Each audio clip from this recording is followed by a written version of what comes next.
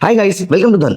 दोस्तों, आज इंडिया को इंडिपेंडेंस मिले हुए 70 साल से बहुत ज्यादा ऊपर हो चुके हैं और ever since we got independence हम लोगों की इन्वेस्टमेंट हैबिट्स ऐसी रही हैं कि हमने या तो रियल एस्टेट में इन्वेस्ट किया है, या हमने एफडीज और पॉलिसीज में इन्वेस्ट किया है, और या फिर हमने गोल्ड में इन्वेस्ट किया है। यहां पर रियल एस्टेट को अगर हम साइड पे रख दें, क्योंकि रियल एस्टेट का टिकट साइज बड़ा होता है, तो गोल्ड और एफडीज जो है ये कंपेरेबल एसेट क्लासेस हैं। और इसके कंपैरिजन में एक और एसेट क्लास आता है which is India's capital market. दोस्तों, इसमें से भी अगर मैं सेफ एसेट्स की बात करूं, जहां पर मैं गोल्ड और एफडी को कंसिडर करता हूं, तो इंडिया ने बहुत बड़ा पैसा यहां पर पार्क कर रखा है। रादर सबसे बड़ा पैसा जो इंडिया ने पार्क कर रखा है वो गोल्ड में है। दोस्तों, इनमें से अगर हम गोल्ड की बात करें तो जितना गोल्ड इंडिया के पास है, पूरी दुनिया भर के अंदर अप्रोक्सीमेटली 1.5 लाख टन के आसपास गोल्ड प्रोड्यूस किया जा चुका है, जिसमें से अप्रोक्सीमेटली 25 से 30,000 टन ऑफ गोल्ड सिर्फ इंडियन हाउस होल्ड्स के पास है और इंडियन टेंपल्स में है। तो आज एक बड़ा क्वेश्चन ये आता है कि कौन सा पीरियड ऐसा है जहां पर हमें गोल्ड में इन्वेस्ट करना चाहिए, या कौन सा पीरियड ऐसा है जहां पर गोल्ड में इन्वेस्ट करना लॉजिकल नहीं बनता है। तो दोस्तों, इस वीडियो में आपके साथ डिस्कस करने वाला हूं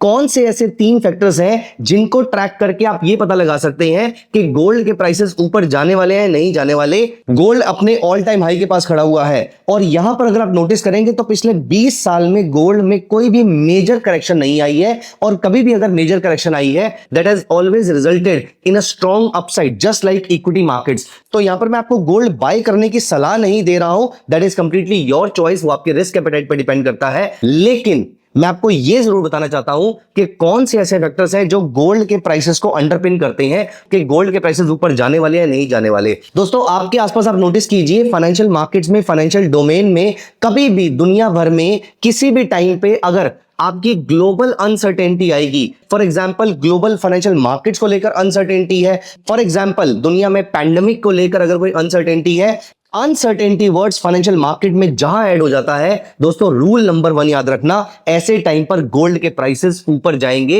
इसके चांसेस बहुत ज्यादा हाई है। इंडिया एक बहुत बड़ा कंज्यूमर जरूर है, लेकिन इंडिया के इकोनॉमिक फैक्टर्स का इंपैक्ट गोल्ड के प्राइसेस पे बहुत ही कम, बहुत ही मिनिस्कल पड़ता है। दोस्तों, इसी से लिंक दूसरा रूल जो है वो आपको बहुत खास तौर से याद रखना है। ऐसे टाइम पर तो गोल्ड के प्राइसेस इमीडिएटली शूट अप हो जाते हैं, वो है क्राइसिस।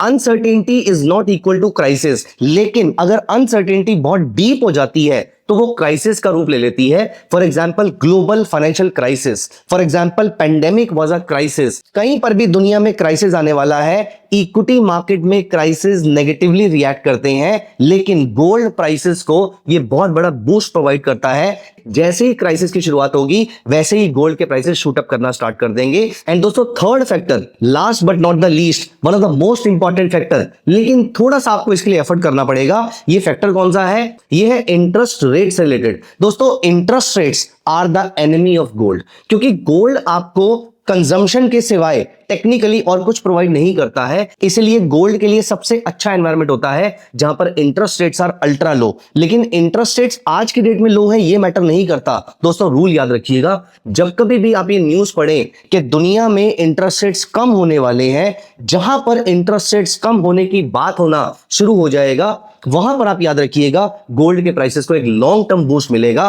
तो जब जब इंटरेस्ट रेट की साइकिल नीचे जाने की तरफ मुड़ रही होगी, वहां पर गोल्ड के प्राइसेस शूट अप करेंगे, और जहां पर इंटरेस्ट रेट्स ऊपर जा रहे होंगे वहां पर गोल्ड प्राइसेस परफॉर्म नहीं करेंगे। लेकिन कभी भी इंटरेस्ट रेट्स ऊपर के लेवल पे बहुत ज्यादा सस्टेन नहीं कर सकते हैं, क्योंकि यहां पर कंपनीज के लिए बिजनेस करना अनवायबल हो जाता है। इसीलिए इंटरेस्ट रेट्स कभी ना कभी तो कम होंगे। जैसे ही सेंट्रल बैंक इंटरेस्ट रेट्स कम करने की बात करना शुरू करे, दोस्तों दिस इज द पीरियड जहां पर गोल्ड को एक्यूमुलेट करना आपके लिए एक प्रॉफिटेबल ट्रेड, एक प्रॉफिटेबल इन्वेस्टमेंट हो सकती है। तो दोस्तों, 3 फैक्टर्स जो आपको हमेशा याद रखने हैं। पहला, एक वर्ड अनसर्टेनिटी, किसी भी चीज से रिलेटेड, इकोनॉमी में किसी भी चीज को लेकर अनसर्टेनिटी होगी तो गोल्ड के प्राइसेस शूट अप करेंगे। दूसरा, क्राइसिस, दुनिया में कहीं पर भी क्राइसिस आएगा गोल्ड के प्राइसेस ऊपर जाएंगे। और तीसरा, इंटरेस्ट रेट्स जब जब कम हो रहे होंगे गोल्ड के प्राइसेस ऊपर जाएंगे। ये 3 फैक्टर आप याद रखिएगा, और ये तीनों फैक्टर कमेंट सेक्शन में मेंशन भी कर दीजिएगा। दोस्तों, आप यहां पर पहुंचे हैं तो मैं आपको एक क्वेश्चन पूछता हूं। मेरा सवाल आपसे ये है, आपको क्या लगता है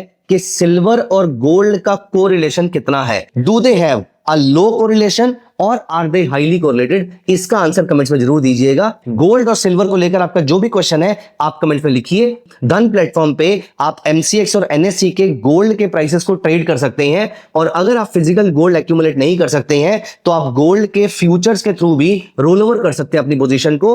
तो दोस्तों कैसा लगा आपको ये पूरा का पूरा थॉट प्रोसेस? कमेंट में जरूर बताइएगा। Thank you so much, bye bye, take care. Investments in the securities market are subject to market risk. Read all the related documents carefully before investing.